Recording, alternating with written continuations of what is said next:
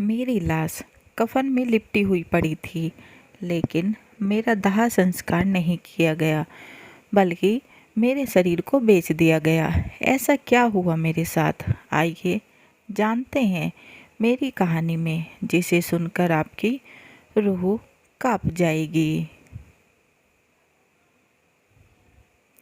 एक गांव में रामलाल नाम का आदमी अपनी पत्नी राजेश्वरी व 2 बच्चों के साथ रहता है।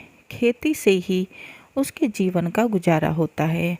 हंसी खुशी उसका जीवन चल रहा था कि एक दिन ऐसा तूफान आया उसके जीवन में कि उसकी जमा पूंजी व खेत सब उसके हाथ से चले गए। कैसे? चलिए देखते हैं। सभी लोगों के घरों में बस फुसफुसाने की आवाज़ें आ रही थी। सब अपने अपने घरों में बैठे बातें बना रहे थे कि बेचारा रामलाल, अब तो उसके घर में खाने के भी लाले पड़ जाएंगे। पहले तो दोनों पति पत्नी मिलकर खेती करके घर चला लेते थे, अब तो खेती भी नहीं, अकेला क्या ही करेगा और बच्चों को भी खुद ही पालना पड़ेगा। तो कोई कह रहा था, अब बच्चों का क्या होगा, कौन देखेगा? उनकी भी बस इन्हीं सब बातों में रात गुजर गई और सुबह होते ही तो रामलाल के घर पर लोगों की भीड़ इकट्ठा होनी शुरू हो गई। कोई आवाज़ आई, चल भाई रामलाल, उठ, अंतिम संस्कार की तैयारी कर। ऐसे बैठे बैठे रोने से कुछ नहीं होने वाला। जिसे जाना था वो तो चली गई, अब जो रीति रिवाज हैं वो तो निभाने ही पड़ेंगे। जल्दी जल्दी जाकर सामान लाते हैं और सब कुछ जल्दी से निपटा देते हैं। गांव के एक बुजुर्ग ने कहा, हाँ, और गांव के लोगों ने भी अपनी सहमति दी। जल्दी जा और पैसे लेकर आ, ताकि हम लोग सामान ले आए और उधर से आते हुए पंडित जी को भी बुलाकर ले आएंगे। हवन पूजन भी तो करवाना होगा, वह पंडित को भोजन भी करवाना होता है। अब तो 13 दिन तक काम ही काम है, यूं हाथ पे हाथ रखकर बैठने से कुछ न होगा। रामलाल बेचारा बस सब की सुने जा रहा था कि किससे कहे कि उसे जितना दुख अपनी बीवी के जाने का है, उससे कहीं ज़्यादा दुख इस बात का है कि ये 13 दिन के विधि विधान करने के लिए उसके पास पैसे नहीं हैं। उसके बच्चे तो अपने बच्चों को खाना खिलाने तक के लिए भी पैसे नहीं हैं।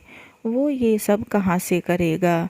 जो कुछ भी था वो सब तो पहले ही अपनी पत्नी राजेश्वरी की बीमारी में खर्च कर चुका है। सब लोग बस बोले जा रहे हैं। तभी उसके पड़ोस में रहने वाली एक बूढ़ी काकी ने कहा, अरे पैसे नहीं हैं तो अपनी मरी हुई बीवी के कानों के उतार व बेच के पैसे ले आ। वैसे भी उस उसके किस काम के जो साथ लेकर जाएगी, ये सब तो करना ही पड़ेगा। इन सब के बिना मरने वाले की आत्मा को शांति नहीं मिलेगी। रामलाल उठकर जाता है और अपनी बीवी के कानों के उतारने लगता है। इतने में उसके बच्चे बोल पड़ते हैं, पिताजी बहुत भूख लगी है, कल से कुछ नहीं खाया। वो अपने बच्चों की तरफ देखता है और कुछ सोचता है कि अगर ये कानों के बेच के सारे पैसे विधि विधान में लगा दिए तो बच्चों को क्या खिलाऊंगा। तभी उसे अपनी पत्नी की बात याद आती है कि उसने कहा था कि यदि उसे कुछ हो जाए तो वो समाज के झूठे रीति रिवाज के लिए पैसे खर्च नहीं करेगा।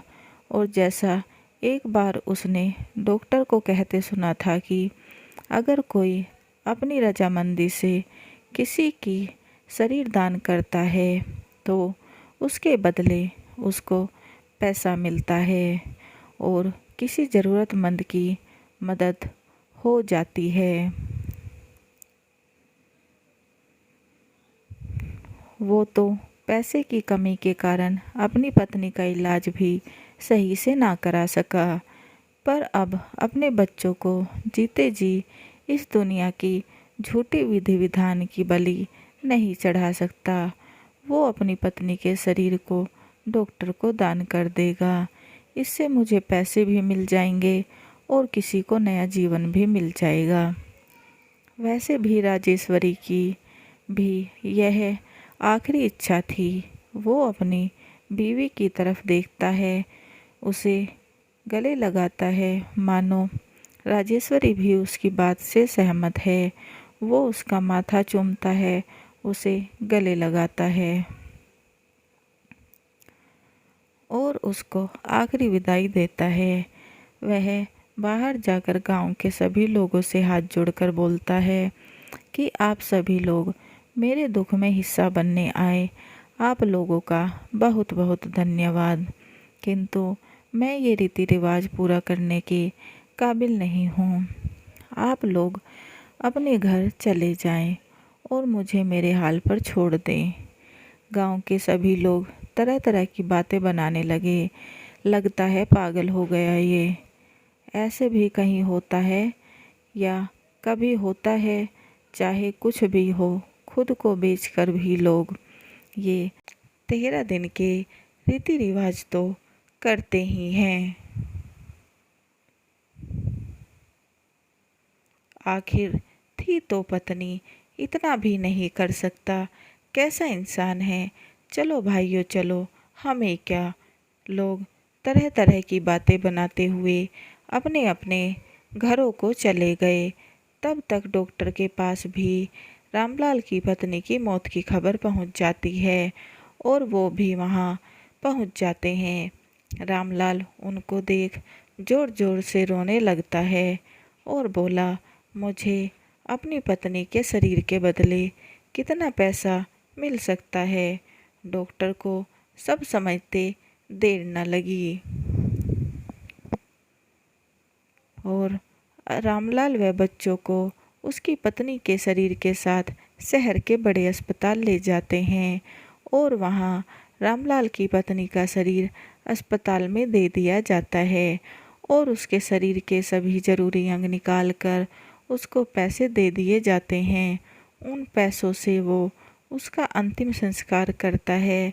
वह खाना लेकर अपने बच्चों को खिलाता है और बच्चों को गले लगाकर रोते हुए कहता है, बच्चों खाना खा लो, तुम्हारी माँ ने भेजा है।